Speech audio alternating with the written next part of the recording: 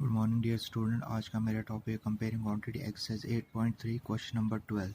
Question number 12 क्या बोलता है? A scooter was bought as at rupees 42,000। इस एक स्कूटर को खरीदा गया है कितने? रुपीज़ 42,000 में। It's value depreciated at the rate of 8%। और इसकी वैल्यू जो है वो डेप्रिशिएट हो रही है। डेप्रिशिएट का मतलब होता है कम होना। एट द रेट ऑफ 8%, और 8% और उसका डेप्रिसिएशन का रेट क्या है? 8% per annum. Find its value after one year. एक साल के बाद इसकी वैल्यू कितनी होगी?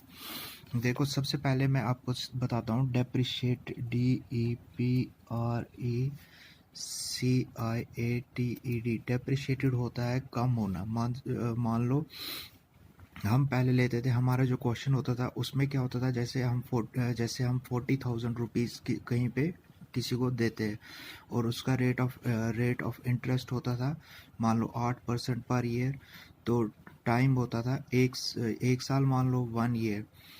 तो वो जो होता था जब हम अमाउंट निकालते थे वो क्या निकलता था? वो 40,000 से ज़्यादा होता था। मान लो 42,000 निकला एक साल के बाद। ये जो होता है, जैसे 40,000 था और फिर कितना निकला? 40,000 था, फिर कितना बना? वो 42,000। ये होता है एप्रिशिएट मान ले, APPRECTED। एप्रिशिएट होता है। एप्रिशिएट का मतलब होता है बढ़ जाना। एप्रिशिएट का मतलब होता है बढ़ जाना।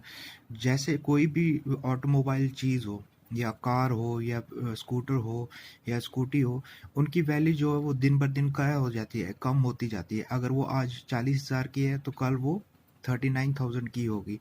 ऐसे ऐसे उनकी वैल्यू जो है वो डेप्रिशिएट होती है। अब ये जो था, जो हमारे क्वेश्चन होते थे उसमें क्या होता था? एप्रिशिएट होता था। और इसने क्या बोला है? डेप्रिशिएट। फॉर्मूला तो सेम रहेगा, लेकिन उसमें क्या होगा? उसमें एक चेंज आएगी। अमाउंट वही होगा, P/1। यहाँ पे माइनस होगा, 1 - R/100 रेज पावर टी।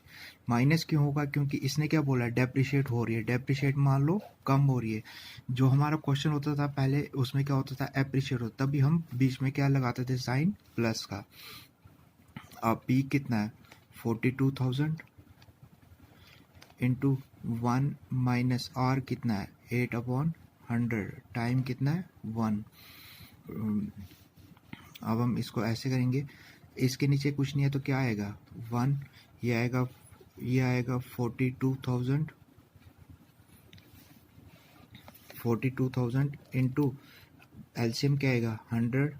इसके नीचे 1 है, 100 ऊपर आएगा 100 माइनस ये 8 है, ये 8 ही आएगा क्योंकि 100 1 ज़ा 1, 1 8 ज़ा 8 रेज पावर 1, तो उसकी कोई ज़रूरत नहीं लिखने की।